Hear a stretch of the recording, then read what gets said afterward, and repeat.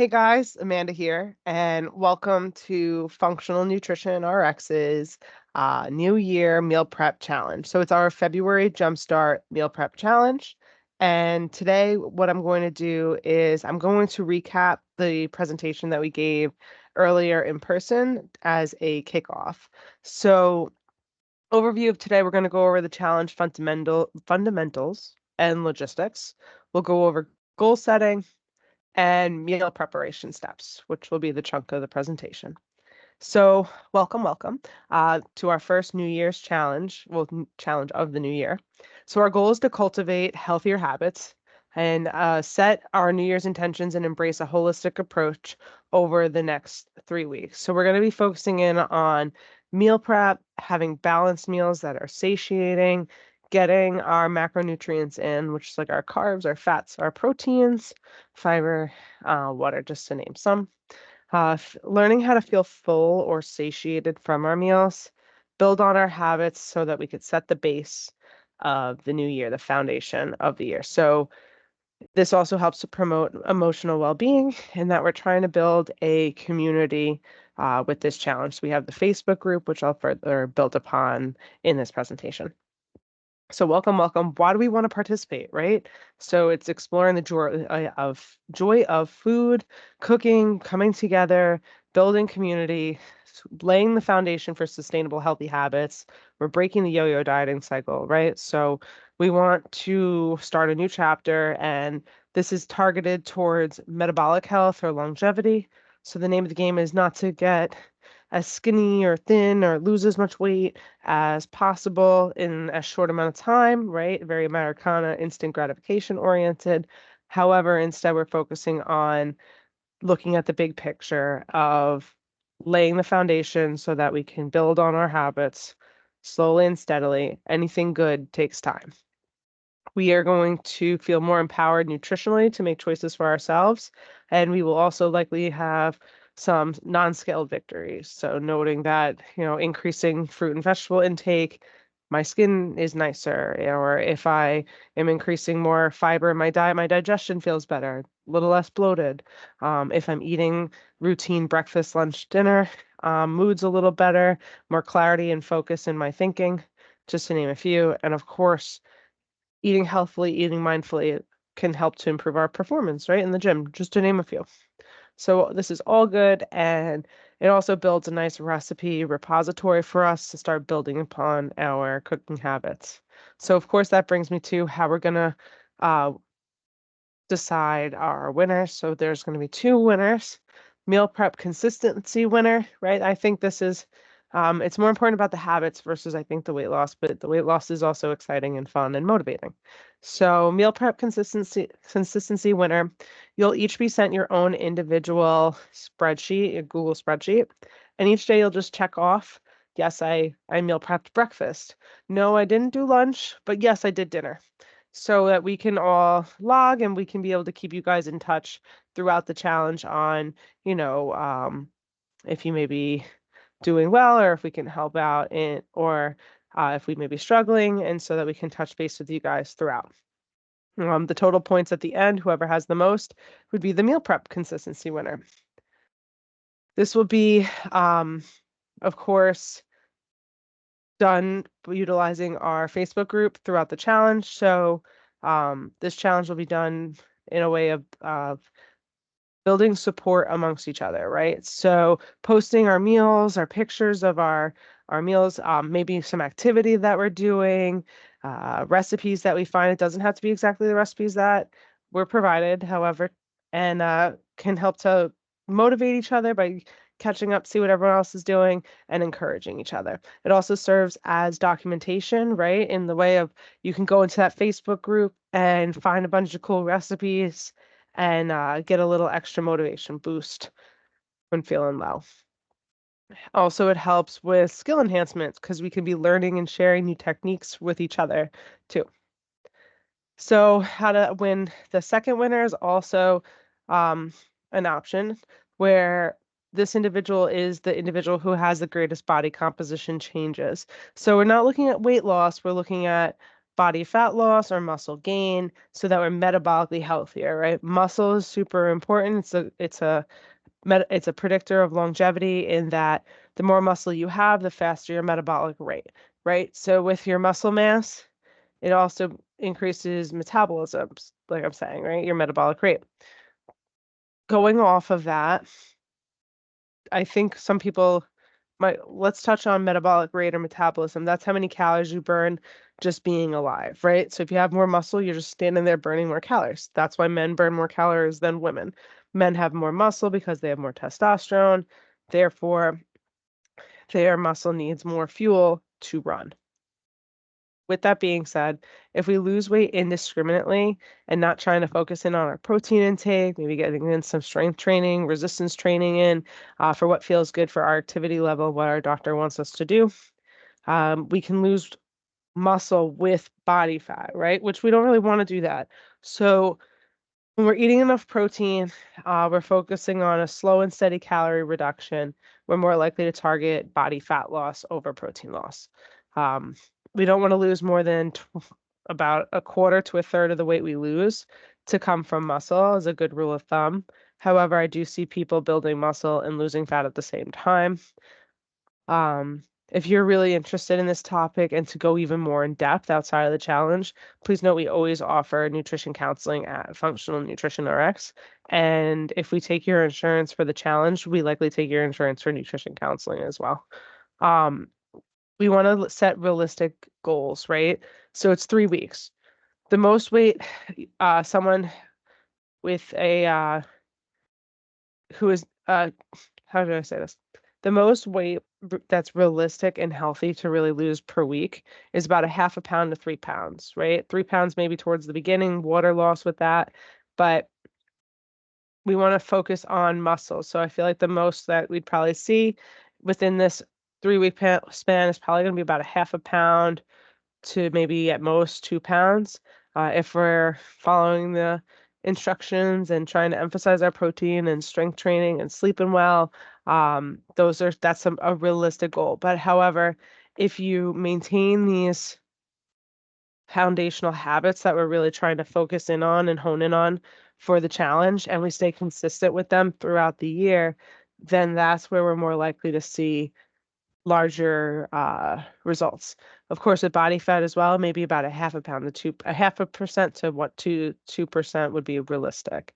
Of course, this slide is always going to be available to you. You may see visible changes, changes in how your clothing fits, and potentially feel more energized and start to see some performance related goals in your time at the gym. So the video here is also going to be sent to your email because it's a little blurry when I play it. It's a video that shows you how to navigate the Practice Better app to get to your program, which will have all the modules. So each week you will have a module, and that module will have some content for you to read on the topic of the week. And if we're not presenting, aka this is only really set for week 1 and 2, because when we give a bonus presentation as well on top of the intro presentation today that you're listening to.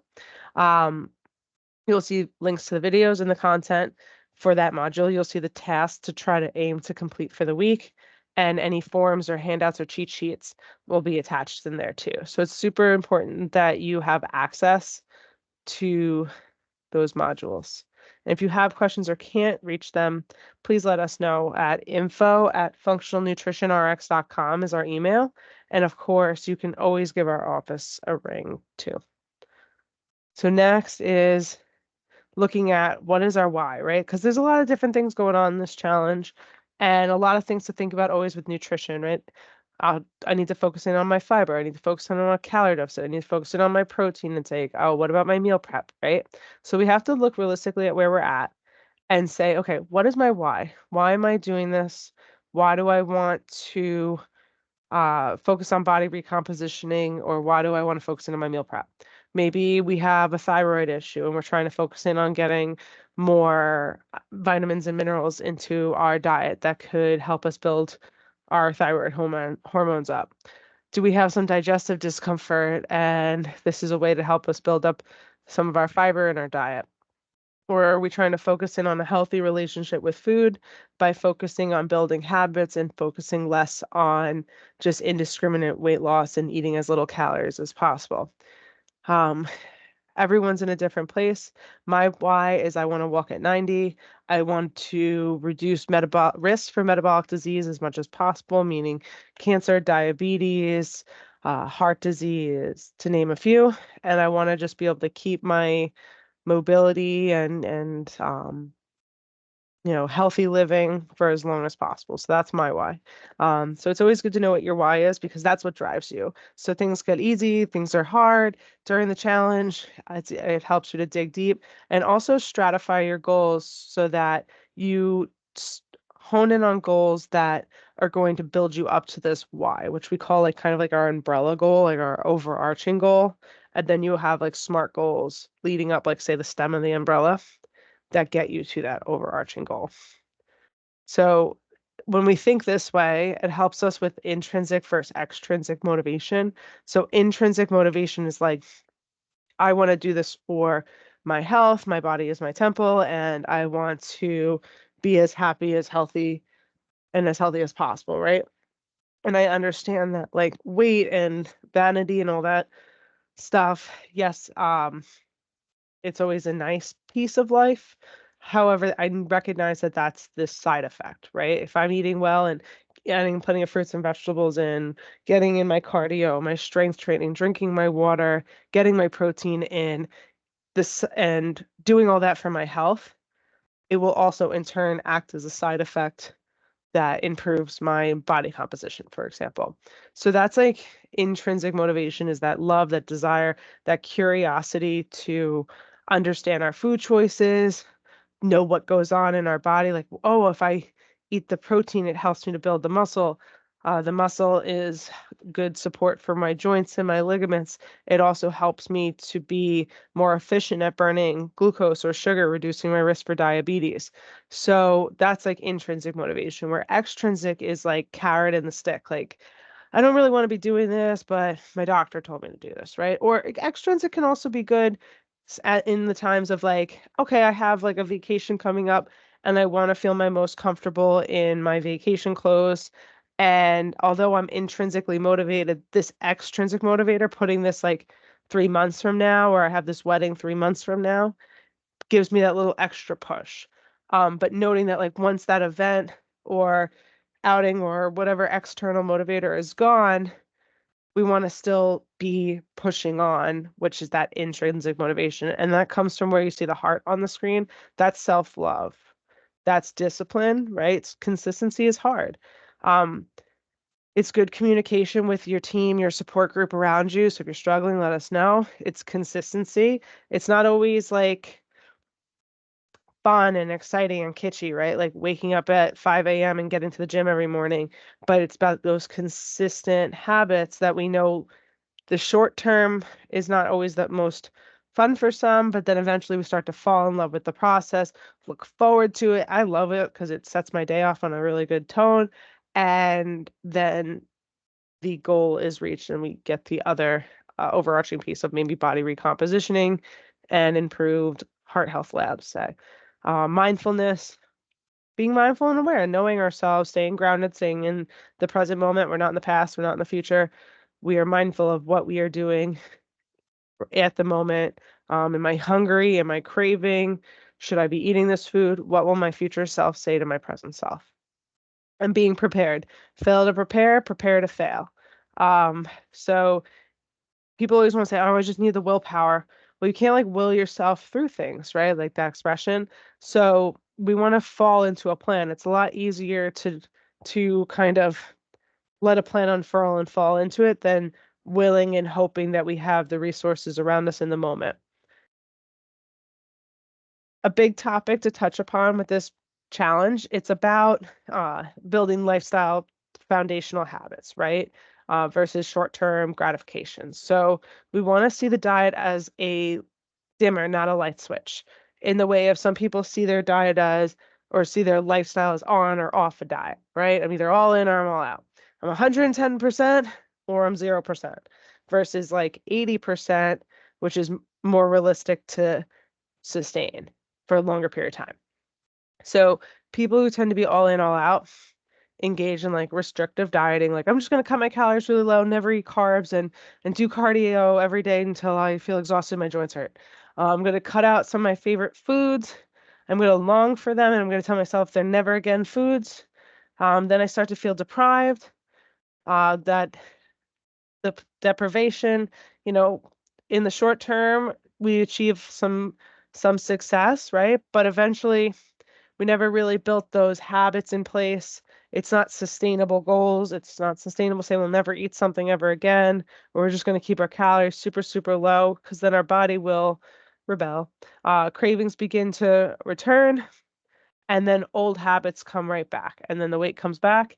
And then typically that individual lost muscle with that restrictive fad dieting, and then they gain the weight back and then some. So the cycle goes on and on and on. There's some evidence to show that people who tend to yo-yo diet, like people who diet the most, tend to be the most overweight because of this, right? People who experience this like yo-yo dieting, it's muscle loss, and it's not always muscle loss that comes from our skeletal muscles, right? It can come from our smooth muscles in our organs or our cardiac muscles. So these individuals have a greater risk for heart failure, believe it or not. And also because these individuals tend to have lower muscle mass from their chronic dieting, they might be at higher risk for diabetes, hypertension. There's also self-doubt, right? Like I've tried and I failed. I've tried and I've failed. I've done every diet in the book.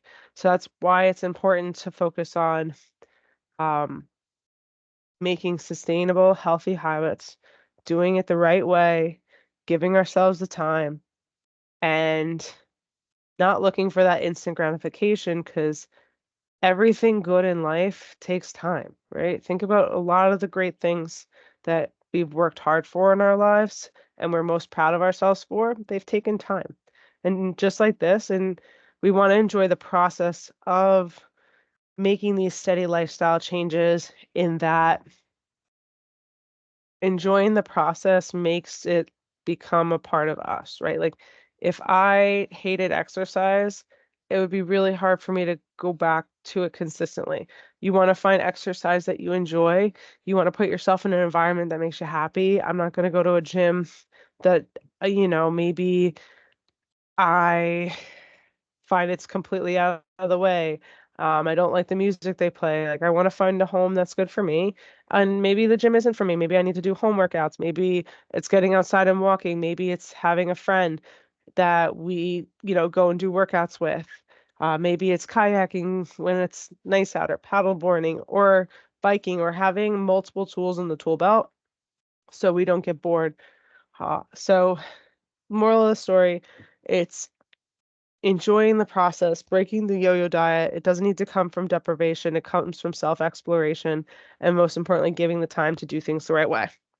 We can't be throwing ourselves into diet culture and expecting just rapid weight loss, 30 pounds in a month, only going down, down, down, down, down, and keeping it down off, right?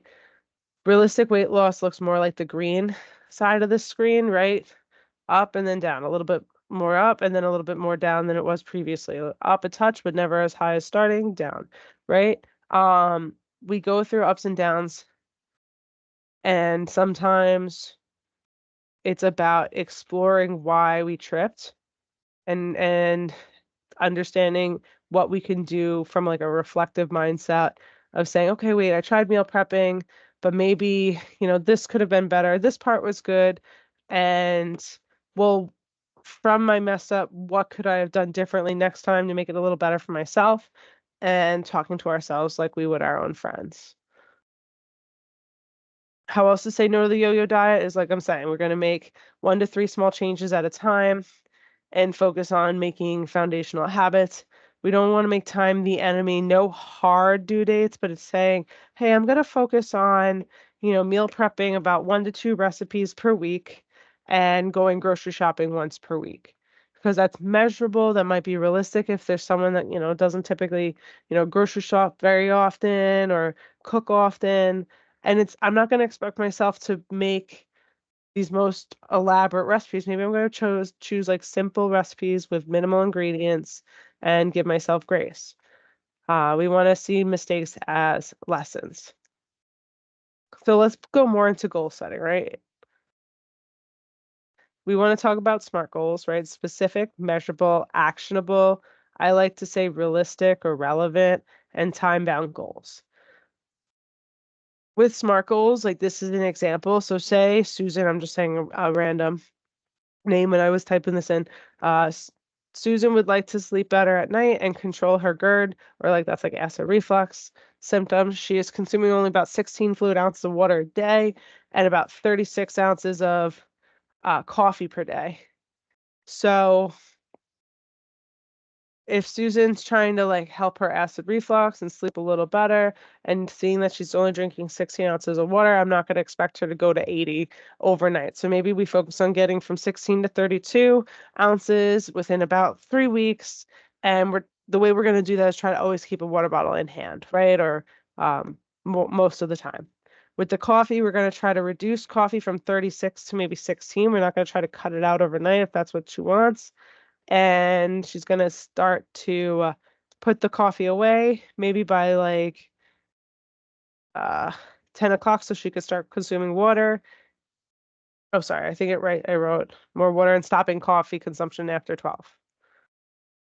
This you could take a peek at. We have all the PowerPoint attached to the email and the modules, but these are just some fun ways to reframe some goals. These are forms that we wanted to show you guys in your Practice Better module. So the video really shows it and explains it a lot too, how the path essentially to get to the forms. But these are just in your bank to take a peek at and review at your leisure this week. We're going to give you guys each a meal plan portion guide. So please, if you have not done your body composition with us or submitted your body comp results to us, even if you see another dietitian, it's important that you submit the results to us. So we're going to put together, it's like a portion guide meal planner in that we give you guys the recipes for a meal plan for the week. And then you plug those recipes, those food groups into your portion planner.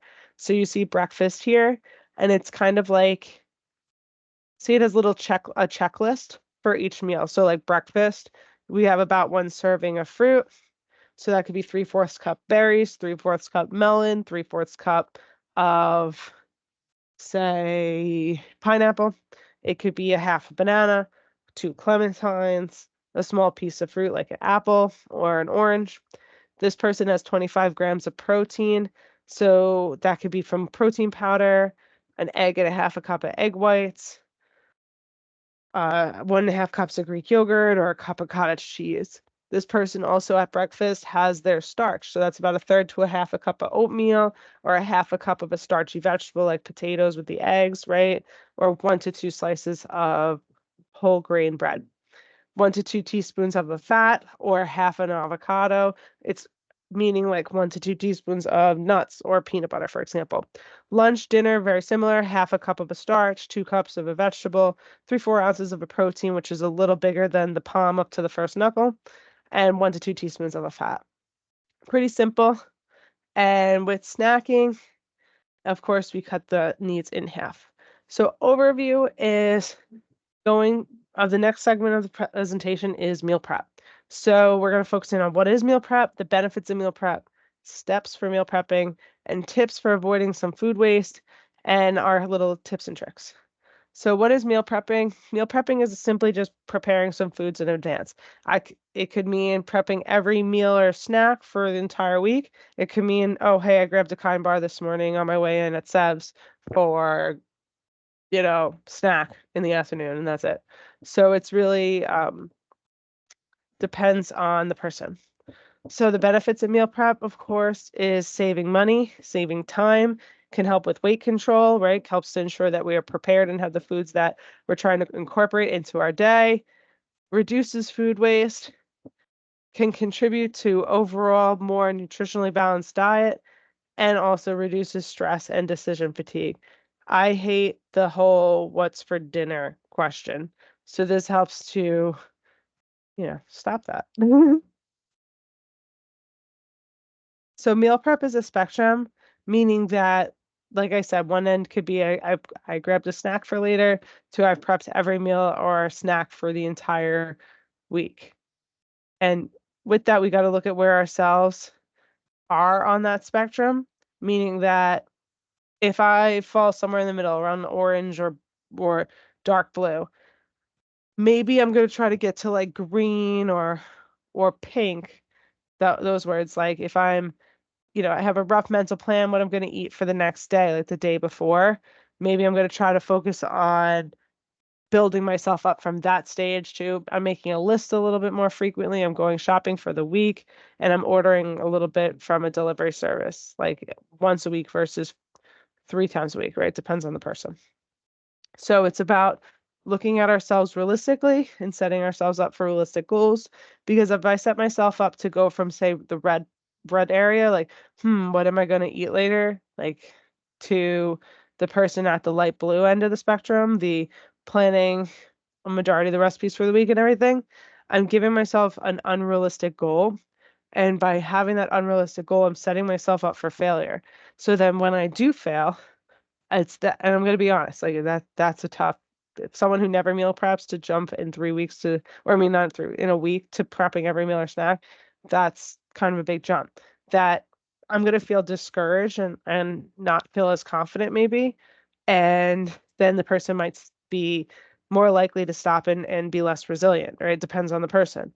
But if I'm setting myself up for mm, small steps, right? So I'm feeling small wins and appreciating small wins with gratitude, going from never planning something to grabbing a snack or a meal for, the next meal in advance, to making a rough mental plan and starting to make a list and planning a few recipes, then I'm going to feel more like a winner to keep that habit up and steadily keep building it. With that being said, there's some steps that are going to help us to keep building along the way, which I'm going to go through each one by one. Step one is to look at your schedule. Know, okay, Monday I'm running around like a crazy person. Thursday I've got a doctor's appointment. Friday I got to take the kids to hockey. So I'm really going to be planning cooking X, Y, and Z days and having to make other options in bulk. Know when you're, contemplate when you might be going out to eat with friends. And then after looking at your calendar, picking the recipes that you intend to cook for the week, um, or laying out about how many meals you're planning on cooking for the week versus eating out. We then want to pick our recipes. So of course we provide you guys with recipes, but these are all like good websites you can use to find recipes. If you have, a good nutritional efficacy, looking for the foods that I'm highlighting in the anti-inflammatory presentation that's posted in your module 1 and in your email with your meal planner. So when you're picking your recipes, a general rule of thumb is to aim for a protein, a vegetable or a fruit that's non-starchy, a fat, and sometimes a starch, like a bean or a legume, a starchy vegetable, which is peas, corn, potatoes, sweet potatoes, and most squash, except for zucchini, summer squash, and spaghetti squash, then you're going to be in a better spot.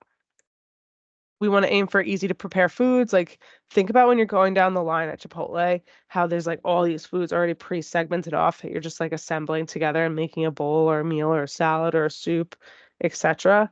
It's a lot easier also when you're assembling recipes if things are already chopped or cooked. So hard-boiled eggs, great for snacks, great to throw into breakfast, make egg salad with some avocado. Grilled chicken, you could throw that into a bunch of different meals. Of course, the vegetables, salads, soups, omelets, just to name some quick options off the top of my head. Having like the quick grains like quinoa, the minute brown rice, for example. Easy meal prep breakfast. These are a few just for you to take a peek at. And of course, in your recipe recipe PDF. Step 3 is look at your cabinets. Check your cabinets for if you have the ingredients. Sometimes I like to look at the cabinets before I look at the recipes so that if I know there's certain foods I want to get rid of. Maybe I have some turkey that's starting to go. Maybe I'll pick a recipe and also note when I make my grocery list, I don't need to buy turkey because I have it. Um, These are some good meal prep staples that are always just good to keep stocked in your cabinet. So I definitely want you to pause the video if you'd like, um, and and definitely take note of the options that we have provided here for you. Make a list is next. So of course we've attached this meal planner for you. You see that there's 3 lines under like Monday, for example. Think of that as like BLD, breakfast, lunch, dinner. So maybe if you're someone that meal preps all the time, but you notice lunches and dinners starting to be more like 3 days a week and you want it to be prepped 5 to 6 days a week, maybe focus in on just writing in dinners on there, right? Or if you're someone more or less, this example is really more for someone who is in the beginning stages that doesn't cook or prep and most of their meals they buy out often, that maybe just hone in on breakfast or maybe just hone in on lunch, like set some realistic goals for oneself. And then once we write in those recipes that we want to have or foods that we want to consume on those days, we make our grocery list. Use a template, organize your list by the grocery store so you can get in and out. Make sure when you're planning your meal planning, see if you're going grocery store shopping even when you want to. Like I hate going to Trader Joe's on the weekends. I'll go on Tuesdays. So I need to then consider Monday, Sunday, if I'm not doing my typical Stop and Shop, ShopRite, or Whole Foods run on Sunday. Like maybe I'm doing every other week Trader Joe's and Stop and Shop. Consider snack options and cravings. So we'll also talk about that later in the challenge of planning for cravings. But if you always crave something sweet, maybe plan a sweet swap, like some chia pudding, chocolate avocado mousse, Greek yogurt bark, chickpea cookie dough, just to name a few. I also save in my Instagram, like when I'm scrolling through recipes and things I see, and I have a board of all just like sweet swaps. I have a board saved in my Instagram of all like meal prep things. So sometimes when I'm making my list, if I don't have like a recipe packet or something to go off of, or I don't feel like going on those recipe links I showed you guys, I'll just go through that board. But that's also using good nutritional efficacy to determine if it's a healthy recipe. Right? Is the protein lean? Is the starch, if there is going to be a starch, this is the starch a complex carb? Are the fats unsaturated? Uh, Um, is there plenty of vegetables, or do I need to add a veggie side or a salad? So it's just considering those factors. This you'll see attached in your modules. It is a pantry staples cheat sheet for not saying to have all of this stocked all the time, but maybe a few things from each section to consider. Step 5 is go grocery shopping. So that's like what I'm saying. Pick a time that's convenient for you. Check the circular, or I love looking at Instacart and looking at the sale section of seeing what ingredients are on sale before I go to Stop and Shop, even if I'm not ordering off Instacart, and then picking recipes that have those foods that are on sale. Like if there's certain meats on sale, for example, or starches or vegetables or what's in season. Go generic, like often say, for example, the 365 brand of oats is the same as Quaker Oats often, right? Like the top name brands are very similar to the store name brands. Buy only what you plan to eat. Avoid going when hungry.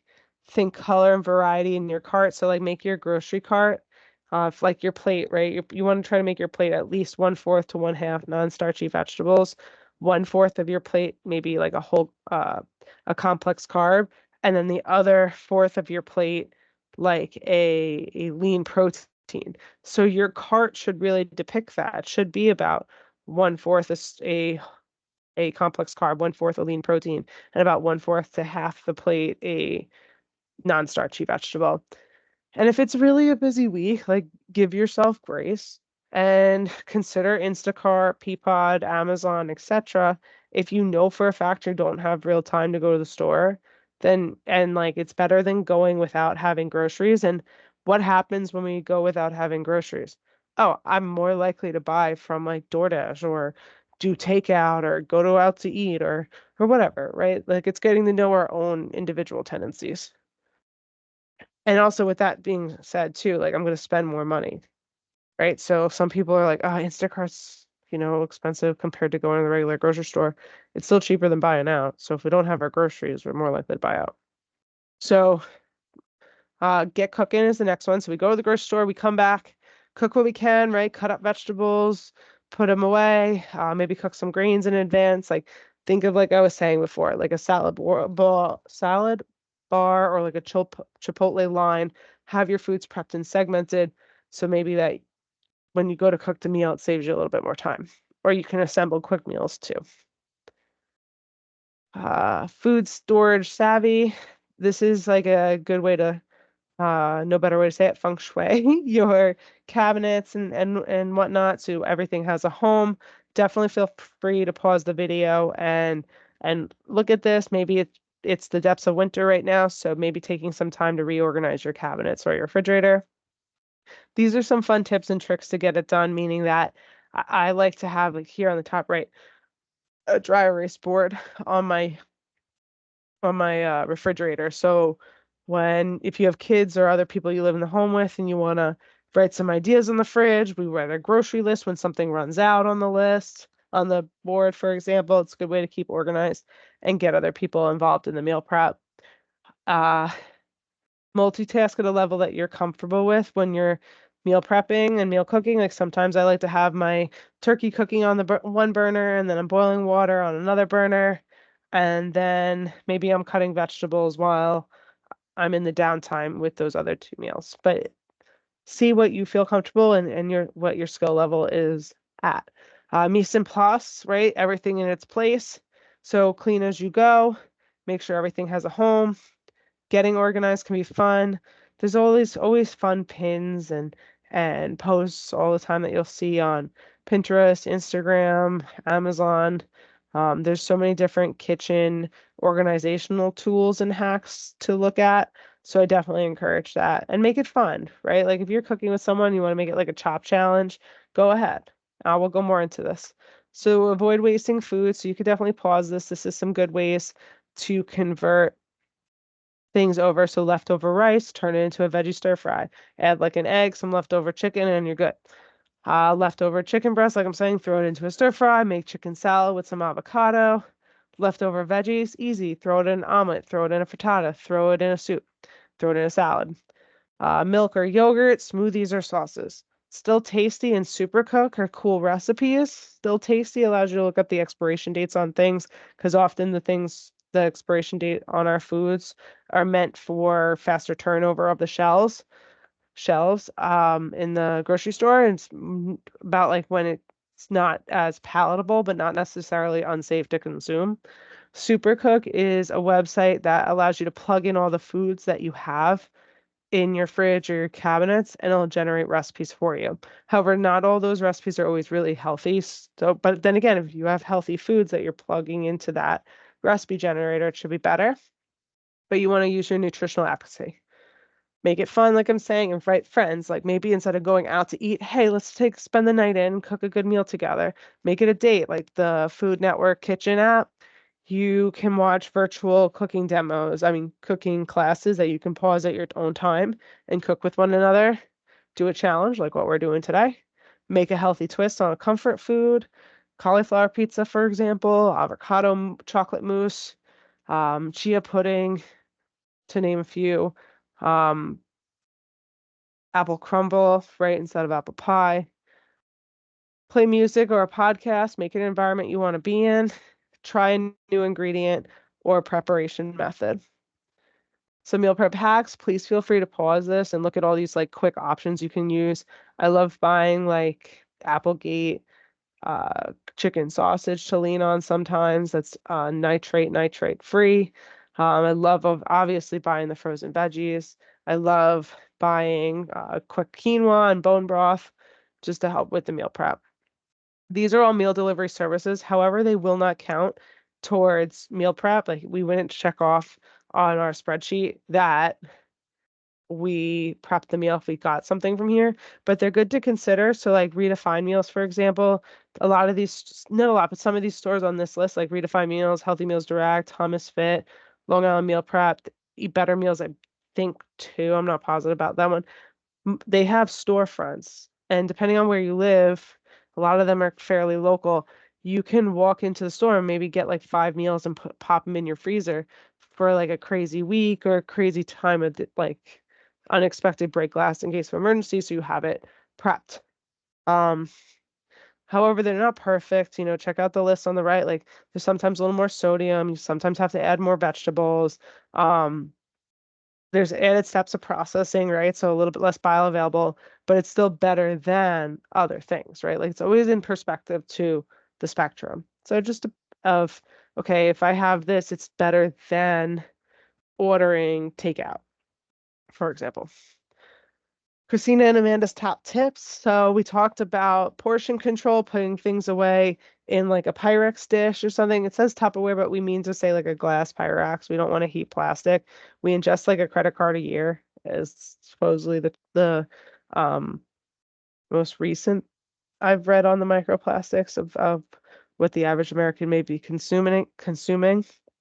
So we don't want to do that. Absorbing those plastics doesn't help us in that they can act as like endocrine mimetics, meaning that they bind to receptors and blunt the effects of hormones. So your hormones bind to receptors that cause downstream effects, right? Um, when endocrine disruptors or mimetics bind to receptors meant for hormones, they either block the hormone, right? Or the mimetics cause a hyperbolized response, like a hyperbolized estrogen response.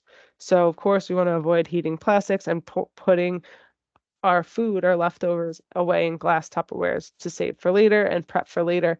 It also prevents me from being like, oh, let me have that second or third helping because I don't want to throw it out. Well, I'm not throwing it out, I'm saving it for later. So now I'm actually taking from myself, if seeing it that way. I'm taking from lunch tomorrow. And now that's one more meal I'm going to have to pay for or cook. Oh, and cook. Keep a recipe repertoire. So, like recipe links that I like to have, I always send them to my fiance. So they're always in like our text if I go back in the top when you can search like links shared. However, an even more organized way to do it is have a note sheet on my phone in the notes section. And I just paste those recipes in there. So I'm keeping a running list. But however, our Facebook group also serves as this recipe repertoire so people can post what they're making and cooking in there.